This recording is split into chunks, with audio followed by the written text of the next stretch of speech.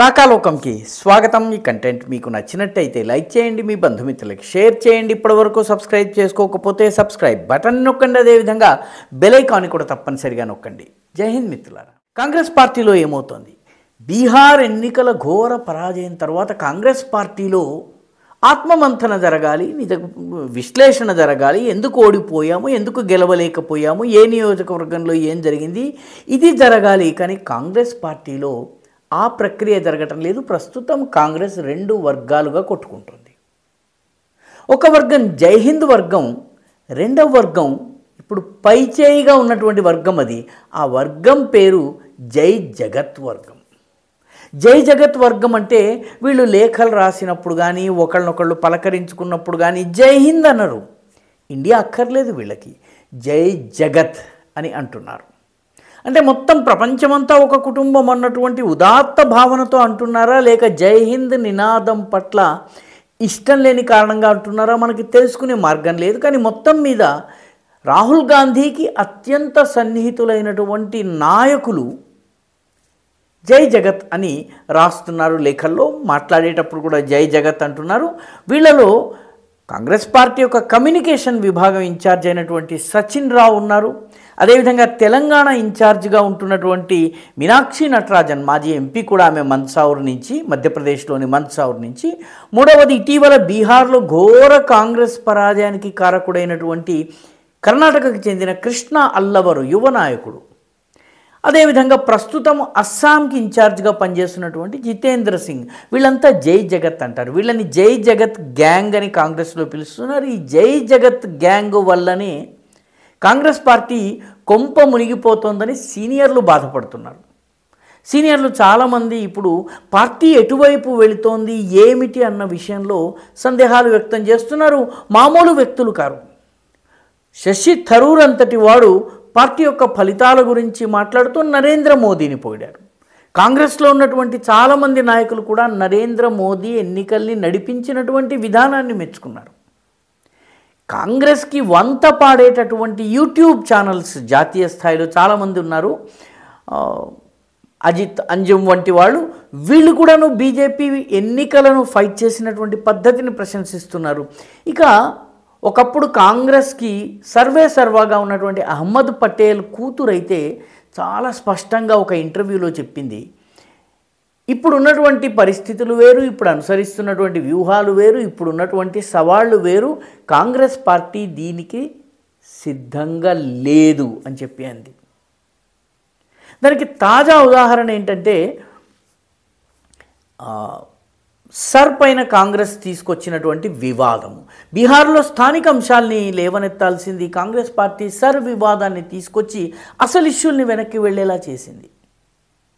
అసదుద్దీన్ ఓవైసీ అయితే ఒక దశలో సర్ ప్రక్రియలో ఎటువంటి పొరపాటు లేదు, నేను 900 పేర్లను మళ్ళీ జాబితాలో చేర్పించగలిగాను అప్లై చేసి, ఆ 9 మంది ఓటర్లు జాబితాలో ఉన్నారు, కాంగ్రెస్ ఒక్కళ్ళను కూడా చేర్చలేదు అని చెప్పి ఆయన అన్నారు. ఇప్పుడు ఉత్తరప్రదేశ్లో ఉదాహరణకి సర్ ప్రక్రియ ప్రారంభమైంది 4 నవంబర్ నుంచి డిసెంబర్ 4 దాకా ఈ ప్రక్రియ కొనసాగుతుంది అన్ని నియోజకవర్గాల్లో. ఈ మొత్తము 106 బూతులుంటే భారతీయ జనతా పార్టీ 106 BLA అంటే బూత్ లెవెల్ ఏజెంట్స్ని పెట్టి ఓటర్ల నమోదు, ఓట్ల తొలగింపు, ఇవన్నీ కూడాను దగ్గరుండి పర్యవేక్షణ చేస్తున్నారు. ఒక బూత్లో 1000-1200 ఓట్లు ఉంటాయి. సమాజ్వాదీ పార్టీ కేవలం 5000 చోట్ల, బహుజన్ సమాజ్ పార్టీ 1800 చోట్ల. కాంగ్రెస్ పార్టీ పెట్టినటువంటి BLAల సంఖ్య 100లలో ఉంది, 200, 300.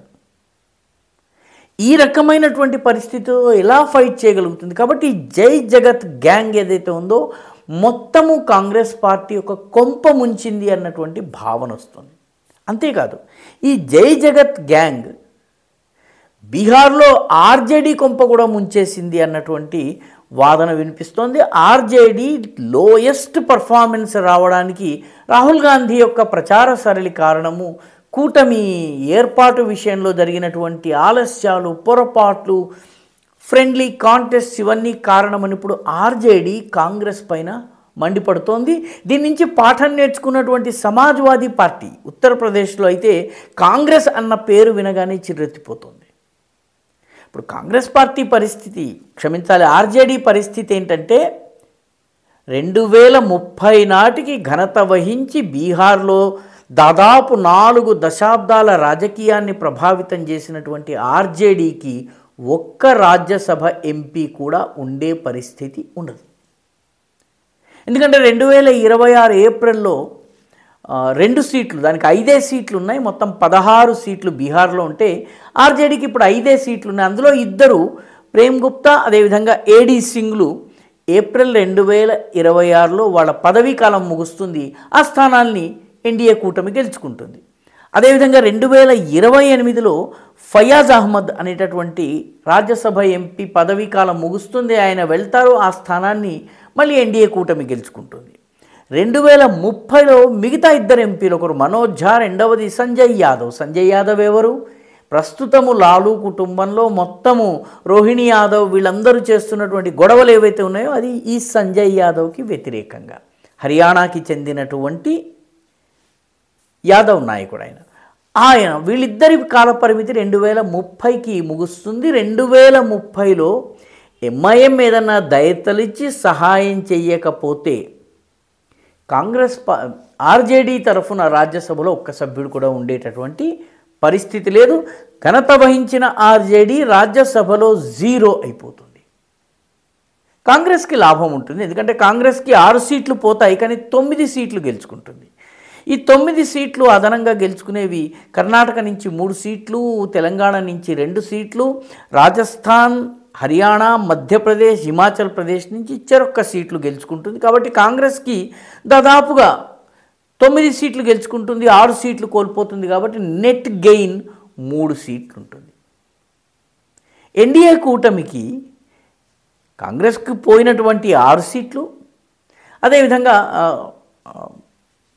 బీహార్లో అనేక సీట్లు గెలుచుకుంటుంది. ఎన్డీఏ పొజిషన్ మరింత బలోపేతమవుతుంది. సో కాంగ్రెస్ పార్టీ ఆర్జేడీ దుంప తెంచేసింది, మొత్తానికి రాజ్యసభలో దుంపనాశనం అయిపోయేటువంటి పరిస్థితి తీసుకొచ్చింది. ఇది కాంగ్రెస్ కావాలని చేసిందా లేకపోతే అనుకోకుండా జరిగిందా అన్నది చెప్పేందుకు ఈరోజు మనకి ఆధారాలు లేవు. ఒకవేళ గనక ఇదే గనక పరిస్థితి అయితే, ఆర్జేడీ పతనమైతే ఆ స్థానాన్ని కాంగ్రెస్ ఆక్రమించే ఆశ ఉన్నట్టయితే, అలాంటి ప్రణాళిక ఉన్నట్టయితే ఈ వ్యూహం ఒక రకంగా మంచిదే అనుకోవచ్చును. కానీ కాంగ్రెస్ దగ్గర బీహార్లో పార్టీని రివైవ్ చేసేందుకు, దానికి పునరుజ్జీవనం కల్పించేందుకు ఎలాంటి వ్యూహము లేదు. మొత్తం మీద జై జగత్ గ్యాంగ్ కాంగ్రెస్ పార్టీ కొంప ముంచింది, ఆర్జేడీ దుంపతించింది. ఈ వీడియో మీకు నచ్చినట్టయితే లైక్ చేయండి, షేర్ చేయండి, ఈ ఛానల్కు సబ్స్క్రైబ్ చేయండి. మీ అభిప్రాయాన్ని కమెంట్ల రూపంలో తప్పనిసరిగా పంపించండి.